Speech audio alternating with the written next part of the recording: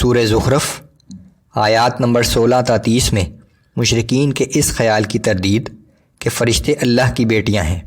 مشرکین کو انتباہ کہ کسی دلیل کے بغیر محض باپ دادا کی تقلید درست نہیں، یہ اندھی تقلید انہیں جہنم میں لے جانے کا باعث بنے گی۔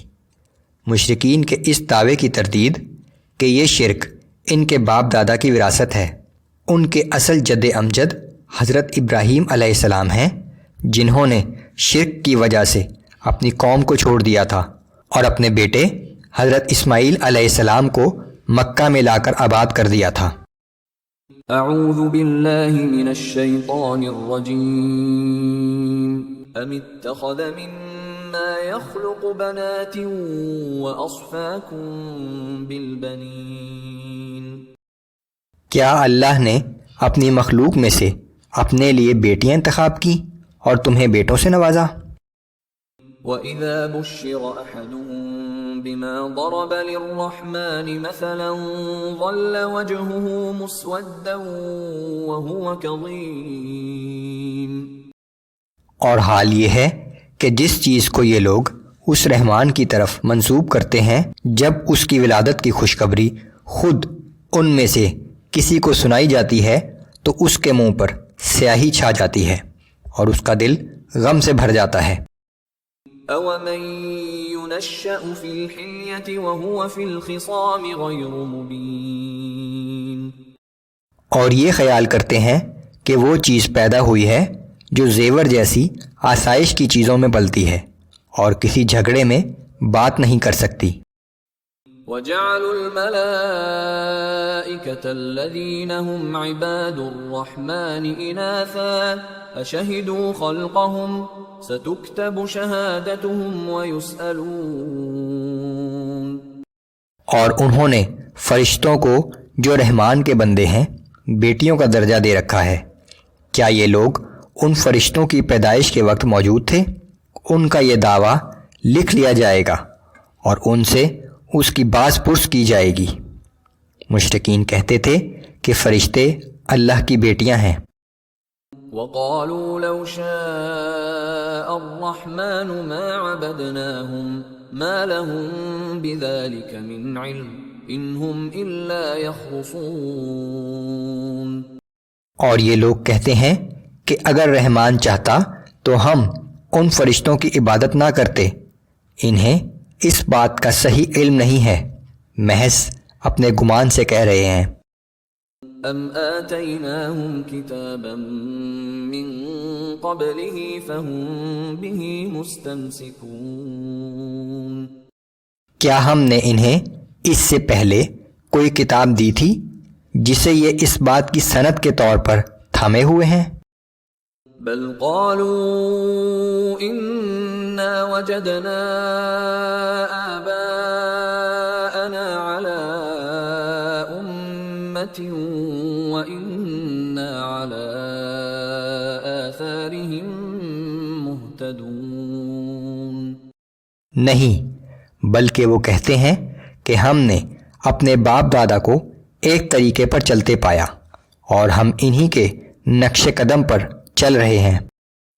وَكَذَلِكَ مَا أَرْسَلْنَا مِن قَبْلِكَ فِي قَرْيَةٍ مِّن نَّذِيرٍ إِلَّا قَالَ مُتْرَفُوهَا إِنَّا وَجَدْنَا آبَاءَنَا عَلَىٰ أُمَّةٍ وَإِنَّا عَلَىٰ آثَارِهِم مُقْتَدُونَ،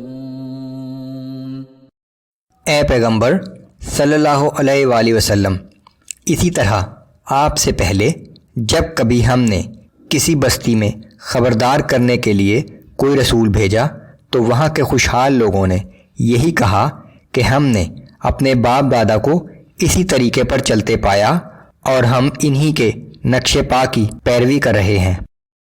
قال اولو جئتكم بأهدى مما وجدتم عليه آباءكم، ان کے رسول نے فرمایا کہ اگر میں تمہیں تمہارے باپ دادا کے راستے سے بہتر راستہ دکھاؤں تب بھی تم انہی کی پیروی کرو گے؟ قالوا إنا بما أرسلتم به كافرون. انہوں نے جواب دیا کہ جس دین کی دعوت کے لیے تم بھیجے گئے ہو ہم اسے نہیں مانتے. فانتقمنا منهم فانظر كيف كان عاقبة المكذبين. آخرکار ہم نے ان سے انتقام لے لیا، سو آپ دیکھ لیجئے کہ جھٹلانے والوں کا کیسا انجام ہوا. وَإِذْ قَالَ إِبْرَاهِيمُ لِأَبِيهِ وَقَوْمِهِ إِنَّنِي بَرَاءٌ مِّمَّا تَعْبُدُونَ. یاد کرو وہ وقت جب ابراہیم علیہ السلام نے اپنے باپ اور اپنی قوم سے کہا تھا کہ تم جن معبودوں کی پرستش کرتے ہو میں ان سے بیزار ہوں. إِلَّا الَّذِي فَطَرَنِي فَإِنَّهُ سَيَهْدِينِ. میرا تعلق صرف اس ذات سے ہے جس نے مجھے پیدا کیا، وہی میری رہنمائی کرے گا. وَجَعَلَهَا كَلِمَةً بَاقِيَةً فِي عَقِبِهِ لَعَلَّهُمْ يَرْجِعُونَ. اور ابراہیم علیہ السلام اپنے اسی کلمہ توحید کو اپنی اولاد میں ایک ہمیشہ باقی رہنے والے کلمے کی حیثیت سے چھوڑ گئے تاکہ لوگ شرک سے باز رہیں. بل متعت هؤلاء وآباءهم حتى جاءهم الحق ورسول مبين. اس کفر و شرک کے باوجود میں ان مشرکین اور ان کے آباء و اجداد کو ہر قسم کا دنیاوی ساز و سامان بہم پہنچاتا رہا حتیٰ کہ ان کے پاس قرآن اور صاف صاف بیان کرنے والا رسول آ گیا. وَلَمَّا جَاءَهُمُ الْحَقُّ قَالُوا هَذَا سِحْرٌ وَإِنَّا بِهِ كَافِرُونَ. اور جب ان کے پاس قرآن کی شکل میں دین حق آ گیا تو کہنے لگے کہ بلا شبہ یہ تو جادو ہے اور ہم اسے نہیں مانتے.